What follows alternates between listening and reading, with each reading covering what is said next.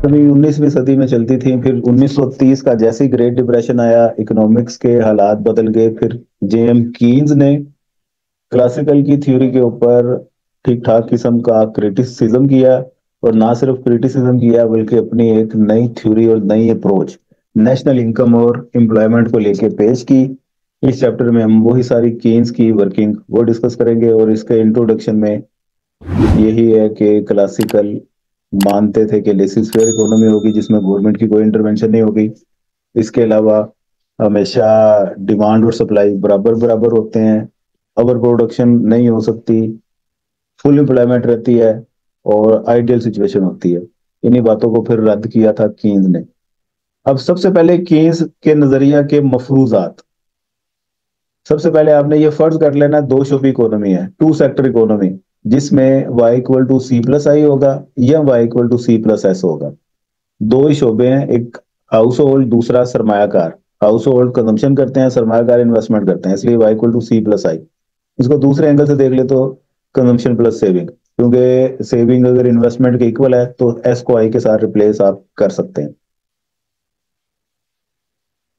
उसके बाद number two पे ये शॉर्ट रन का मॉडल है। शॉर्ट रन का मॉडल है जिसमें कुछ चीजें फिक्स रहती हैं, मसलन कुदरती वसाइल, सरमाए की मकदार, टेक्नोलॉजी, ये फिक्स रहेंगे। और इसके अलावा सार्फिन की पसंद और दौलत की तकसीम वो भी फिक्स रहेगी, कांस्टेंट रहेगी, चेंज नहीं होगी। ठीक है, टू सेक्टर इकोनॉमी है पहली अजम्पशन। दूसरी में उसने बता दिया शॉर्ट रन का मॉडल है जिसमें ये चीजें फिक्स रहती हैं। डन। इसके बाद फिर नंबर थ्री पे उसने कहा है कंजम्पशन दो चीजों से मिलकर बनती है, एक खुद इख्तियार जिसे ऑटोनोमस कंजम्पशन कहते हैं, और दूसरी तरगीब याफ्ता जिसे मार्जिनल कंजम्पशन कहते हैं, मार्जिनल प्रोपेंसिटी टू कंज्यूम। ये तरगीब याफ्ता सर्फ ऐसी कंजम्पशन है जो आमदनी के साथ रिलेट करती है। आमदनी आपकी ज्यादा तो खर्चा भी आप ज्यादा करेंगे, आमदनी अगर आपकी कम है तो खर्चा भी आप कम करेंगे। लेकिन ये ऊपर जो खुद इख्तियार खर्चा है इसका आमदनी के साथ ताल्लुक कोई नहीं होता। आप कुछ कमाएं या ना कमाएं, कुछ खर्चा ऐसा भी होता है जो आपने करना ही करना है। ऐसा कौन सा खर्चा होता है कि खाने पीने की चीजें, सरवाइव आपने करना, जिंदा रहना, रोटी कपड़ा और मकान, जुल्फकार अली भुट्टो का नारा भी था, तो ये आपकी नेसेसिटीज हैं। तो आप कुछ कमाएं या ना कमाएं ये तो आपने इस्तेमाल करनी ही करनी है। तो जो इनकम पे आपकी कंजम्पशन डिपेंड नहीं करती उसे बोलते हैं खुद इख्तियार सर। और एक ऐसी कंजम्पशन है जो इनकम के साथ साथ ज्यादा या कम होती है। मसलन आप दाल खा रहे हैं, आपकी तनख्वाह में इजाफा हो गया, तुम कहोगे दफा करो, दाल भी कोई खाने वाली चीज है, चिकन लेके आओ। और अमीर हो गए, तुम कहोगे दफा करो, बीमारियां का घर, चिकन भी कोई खाने वाली चीज है, मटन लेके आओ। तो ये आपकी इनकम के साथ जो कंजम्पशन रिलेट कर रही है वो तरगीब याफ्ता है, और जो रिलेट नहीं कर रही वो खुद इख्तियार है। याद रहेगा फर्क। इसी तरह बचत भी दो तरह की होती है, खुद इख्तियार और दूसरी तरगीब याफ्ता। तरगीब याफ्ता का मतलब जो जो आप अमीर होते जा रहे हैं आपकी सेविंग भी ज्यादा होती जा रही है। और खुद इख्तियार बचत, जीरो इनकम पे अगर आपने किसी से पैसे उधार पकड़े हैं नेसेसिटीज को पूरा करने के लिए, तो आपकी सेविंग तो माइनस में जाएगी ना फिर जीरो इनकम में। इसलिए ये एस नोट के साथ माइनस का साइन है। किसी से अगर आपने 100 रुपया उधार पकड़ लिया, कमा आप कुछ नहीं रहे, तो खुद इख्तियार सिर्फ आपका +100 है, और खुद इख्तियार बचत आपकी -100 हो गई। समझ लग रही है बात। सरमायाकारी ये होती दो तरह की है, लेकिन यहाँ पे आपने फर्ज कर लेना ये खुद इख्तियार ही है। मसलन कोई कारोबार किसी ने नया स्टार्ट करना है तो स्टार्टिंग में उसको जो पैसा चाहिए वो तो इनकम से रिलेट नहीं ना करता, वो तो आपको चाहिए ही चाहिए, कारोबार की रिक्वायरमेंट है। इतना पैसा लगाएंगे तो कारोबार स्टार्ट होगा, इसे फिर बोलते हैं खुद इख्तियार सरमायाकारी। फिर इसके बाद एक तरगीब याफ्ता सरमायाकारी भी होती है जो आपकी इनकम के साथ रिलेट करती है। जो जो आपको प्रॉफिट आना शुरू हो आप पैसा और डालते जाते हैं, सरमायाकारी में इजाफा करते जाते हैं। तो उस सरमायाकारी को इसने फिलहाल इग्नोर किया, इसने कहा है कि आप सिर्फ खुद इख्तियार सरमायाकारी को रखें। तो ये इसके कुछ मफरूजात हैं, और इसकी अब आगे आपने देखनी है खसूसियात। खसूसियात में सबसे पहले कीन्स ने आमदनी की तवाज़नी सतह का तस्वुर पेश किया, जहां पे वो कहता है कि मईशत में मजमूई अखराजात और मजमूई पैदावार आपस में बराबर होते हैं।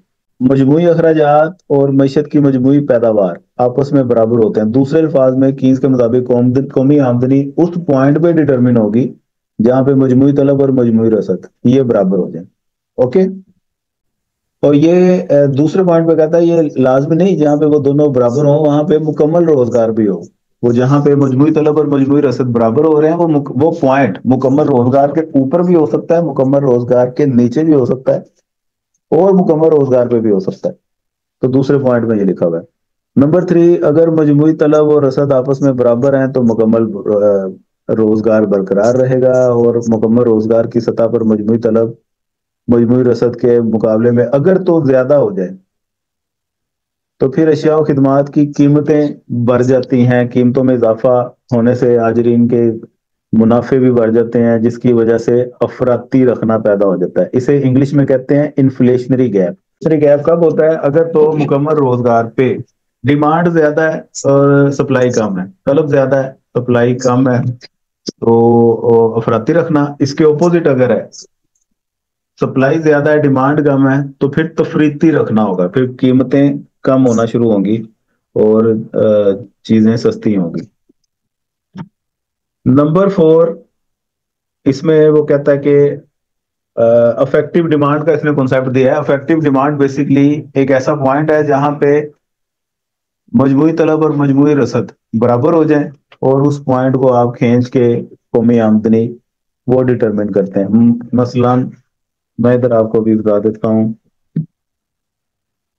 ये मजमूई रसद एग्रीगेट सप्लाई, ये मजमूई तलब एग्रीगेट डिमांड, और ये पॉइंट है ई जहां पे मजमूई तलब और रसद बराबर हो रहे हैं, और इसी पॉइंट को खींच के नीचे ले आए तो कौमी आमदनी निकल आती है यहाँ पे, क्योंकि एक्स एक्सिस पे हमने कौमी आमदनी मेजर की हुई है। समझे बात? और इस ई पॉइंट को ही वो इस मौसर तलब का नाम दे रहा है, ये अफेक्टिव डिमांड है। और ये पॉइंट जितना ऊंचा होगा उतनी ज्यादा नेशनल इनकम होगी, ये पॉइंट जितना नीचे आएगा इक्विलिब्रियम का, नेशनल इनकम भी उतनी कम होगी। समझ रहे हैं बात? ये हो गया जी कौमी आमदनी की तवाज़ुनी सतह। यहां से मैं कल करवाऊंगा, आज सिर्फ आपने इसका इंट्रोडक्शन, डेफिनेशन, इसकी अजम्पशंस और फीचर्स ये करके आने हैं। Determination of national income of Keynes theory of income and employment.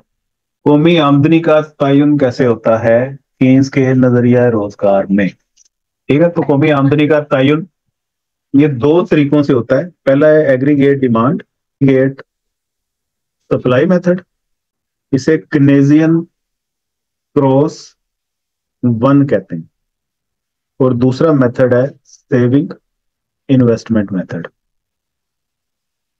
इसे कनेजियन क्रॉस टू कहते हैं। ठीक है, मजमूई तलब मजमूई रसद का तरीका कनेजियन क्रॉस वन, और दूसरा है बचत सरमायाकारी का तरीका कनेजियन क्रॉस टू। ओके अभी हम पहला मजमूई तलब और मजमूई रसद के तरीके को डिस्कस करते हैं। इसमें दो चीजें हैं, एक तो एग्रीगेट डिमांड और दूसरा एग्रीगेट सप्लाई। तो एग्रीगेट डिमांड देख लेते हैं। एग्रीगेट डिमांड ए डी, मजमूई तलब ये सी प्लस आई करके निकलती है। ठीक है, जहां पे सी कंजम्पशन को बोलते हैं, सरफी अखराजात, और आई बोलते हैं इन्वेस्टमेंट को, सरमायाकारी को। मजमूई तलब का अगर आप ग्राफ देखें, ग्राफ से पहले कंजम्पशन की इक्वेशन सी नोट प्लस सी वाई होती है। समझी बात? अब ये सी, ये मोयन है, मोयन सरफी अखराजात। उस दिन मैंने बताया था आपको कि आप कुछ कमाएं या ना कमाएं फिक्स होंगे जो फिक्स होते हैं। और ये वाला स्मॉल सी, ये एमपीसी है, और ये आपकी आमदन के साथ साथ ज्यादा कम होते हैं। अगर आपकी आमदन ज्यादा तो आप अपने अखराजात भी ज्यादा करेंगे, आमदन कम तो अखराजात भी कम करेंगे। इसका मतलब अगर सिर्फ मैं कंजम्पशन की कर्व बनाना चाहूं तो फिर इस तरफ इनकम लेंगे, इस तरफ कंजम्पशन लेंगे, और कंजम्पशन की कर्व जीरो के ऊपर से स्टार्ट होगी और इस तरह से जाएगी। ये कंजम्पशन इक्वल है C not plus C Y. अब ये पूछो जरा, ये जीरो के ऊपर से क्यों स्टार्ट हुई है? जीरो इनकम पे कंजम्पशन जीरो तो कभी भी नहीं ना होती। हमने तो कोई पैसे बोरो किए हुए हैं, इतनी हमारी नेसेसिटीज हैं, तो ये वो नेसेसिटीज का खर्चा है, ये पोर्शन सी नोट है। तो सी नोट के बाद जो जो आमदन में इजाफा, उसी तरह कंजम्पशन में भी इजाफा, तो आगे फिर कंजम्पशन की पॉजिटिव स्लोप बन जाती है। इसके बाद अजम्पशन में हमने सीखा इन्वेस्टमेंट मुय्यन होती है, फिक्स होती है। तो इसका मतलब है कि आप इस कंजम्पशन की कर्व में सी को सॉरी आई को जब ऐड कर देंगे तो आपकी मजमूई तलब का खत बन जाएगा, जी और वो मजमूई तलब का खत सी के पैरेलल होगा लेकिन इससे ऊंचा होगा। तो ये जी आपका aggregate demand curve AD equal C plus I. अब यहां से लेके यहां तक ये portion C note plus I not, इसमें दो तरह की मुहैयन चीजें ऐड होगी ना, जिसकी वजह से ये कर्व मजीद ऊंचा हो गया। समझ लग रही है बात? ये कर्व है। अब अगर कहीं मैं डायरेक्ट मजमूई तलब की कर्व बना दूं तो आपने ये समझ आना है कि कंजम्पशन की कर्व इससे नीचे ही होती है। मैं डायरेक्ट एग्रीगेट डिमांड कर्व अगर बनाऊं तो वो ये बनेगा इस तरह से, equal Y plus sorry C plus I. इस तरफ हम वाई लेंगे और इस तरफ हम कंजम्पशन इन्वेस्टमेंट या एडी लेंगे। ये आपकी मजमूई तलब का खाता आ गया। डन। जी इसके बाद फिर मजमूई रसद का खाता है, मिटा दो ये।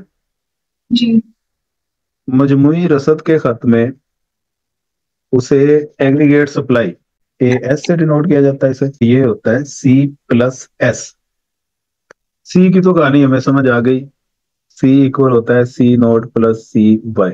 एस ये इक्वल होता है minus S naught plus small S Y. उसकी अजम्पशन में लिखा होगा जो आपने याद किया है। हाँ जी ये जी सेविंग के साथ एस नोट के साथ माइनस का साइन है। मैंने आपको बताया था हाँ कि जी जीरो इनकम पे आपकी सेविंग माइनस में चली जाती है।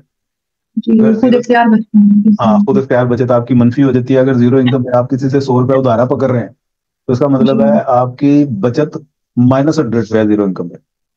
जी तो जो जीरो इनकम पे आपको माइनस में बचत शो कर रहा है वो ये है, और ये हमेशा जी माइनस में होती है इसलिए साथ माइनस का साइन है। और ये वाला वो स्मॉल एस है, एमपीएस इसे कहते हैं, मुख्ततम मिलाने बचत। ये वाला अच्छा मुख्ततम मिलाने सर्फ है। मुख्ततम मिलाने बचत क्या होता है? वो बताता है जो जो आपकी आमदन में इजाफा होता जाए आपकी बचत में भी इजाफा होता जाएगा। अमीर लोगों की बचत ज्यादा होती है, जिनकी आमदन कम है वो बेचारे अपने खर्चे पूरे कर ले, बेचारा उन्होंने क्या।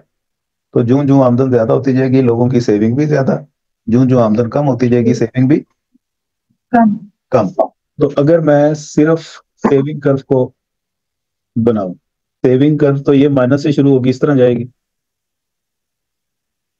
जी S equal minus S naught plus small S Y. इस तरफ वाई इस तरफ सेविंग। और अगर मैं हाँ सिर्फ जी कंजम्पशन को बनाऊं तो कंजम्पशन जीरो के ऊपर से स्टार्ट होती है, वो पॉजिटिव साइड से स्टार्ट होती है, C not G plus C Y. इस तरफ वाई इस तरफ सी, ऐसे ही है। जी जी इन दोनों को अगर मैं ऐड कर लूं, इक्वेशन तो कह रही है कि आपने सी और एस को ऐड करना है। ये वाला जी पोर्शन प्लस में है, ये वाला पोर्शन माइनस में है। जितनी इसकी स्ट्रेंथ है, मसलन अगर ये +100 है तो ये -100 होगा ना। जी तो इन दोनों को अगर मैं ऐड करूंगा तो एग्रीगेट सप्लाई कर्व जीरो से नहीं स्टार्ट होनी चाहिए। जी तो ये जीरो से स्टार्ट हो गई। ये आपकी एग्रीगेट सप्लाई है सी प्लस एस। तो ये याद रखना है एग्रीगेट सप्लाई हमेशा जीरो से स्टार्ट होती है। इस तरफ आप जी ए एस मैयर कर लो, इस तरफ वाई होता है। समझी बात? जी तो ए एस मजमूई रसद का खत जीरो से स्टार्ट होगा और मजमूई तलब का खत जीरो से ऊंचा होगा। ठीक। इस अब आगे इनका तवाजन है, इक्विलिब्रियम। तो जहां पे मजमूई तलब और मजमूई रसद बराबर हो जाए वहां पे कौमी आमदनी डिटरमिन हो जाएगी। जी ये आपकी A S C plus S, ये आपकी ए डी सी प्लस आई, और ये इक्विलिब्रियम है। इसी को खींच के नीचे लेके आना है। ये आपकी नेशनल इनकम आ गई, तवाजनी कौमी आमदनी। इस तरफ वाई मेजर करना है हमने, इस तरफ एग्रीगेट डिमांड एग्रीगेट सप्लाई दोनों मेजर करना है। डन हो गया। जी और इसका अगर रियाजियाती सबूत वो मांग लें, मैथमेटिकल, तो बहुत आसान है। ये एडी को वाई से भी डिनोट किया जाता है। एडी जो आप सी प्लस आई करते हो, जी इसको आप Y equal to C plus I भी कह सकते हो। ओके। अच्छा ठीक तो वाई इक्वल टू सी तो इक्वल होता है C not plus C Y, और आई इक्वल होता है आई नॉट के। जी वाई वाले एक तरफ ले गए, वाई माइनस सी वाई, इस तरफ सी नॉट प्लस आई नॉट बच गया। जी। इन दोनों में y कॉमन, हाँ जी। 1 - c × y c not plus i not, और ये 1 - c इधर मल्टीप्लाई हो रहा है उधर आके, डिवाइड हो जाए। तो ये आपका मैथमेटिकल काम हो गया ये। तो इधर लिखना चाहो तो आप लिख सकती हो c not plus i not over 1 - c। इस पॉइंट पे ई से जो कौमी आमदनी निकलती है वो इसके बराबर होती जी सर। है। ये आ गया जी कौमी आमदनी की तवाज़नी सतह का तयन। ये मजमूई तलब आ गया। हाँ। जी। ये सारा उन्होंने मजमूई तलब का खत बना दिया। नीचे मजमूई रसद आ गया। ये मजमूई रसद का ये जीरो से स्टार्ट हो गया, और इनका इक्विलिब्रियम आ गया, ये दोनों का इक्विलिब्रियम आ गया जी ई पॉइंट पे, डन। जी। और ये इनका मैथमेटिकल आ गया। नीचे न्यूमेरिकल नहीं करना, ऊपर ऊपर तक मैथमेटिकल तक सिर्फ आपने कर लेना है यहाँ तक। दूसरा तरीका मैं कल करवाऊंगा, केनेजियन क्रॉस टू, इसे कहते हैं सेविंग इन्वेस्टमेंट मेथड। सेविंग की इक्वेशन जैसा कि मैंने कल भी बता दी थी, तो होती है -s0 प्लस स्मॉल sy। ठीक, और इसको अगर प्लॉट करें तो जीरो इनकम में सेविंग माइनस में होती है, इसीलिए तो ये s0 के साथ माइनस का साइन है, और इस वजह से ये कर्व आपकी सेविंग की वो यूं बनती है, s equal -s0 plus small sy। इस तरफ हम y लेते हैं और इस तरफ हम सेविंग लेते हैं, समझे बात। दूसरा है इन्वेस्टमेंट। इन्वेस्टमेंट कीन्स ये कहता है कि आप फर्ज कर लें सिर्फ ऑटोनोमस है, फिक्स है, सरमायाकारी मुय्यन होती है।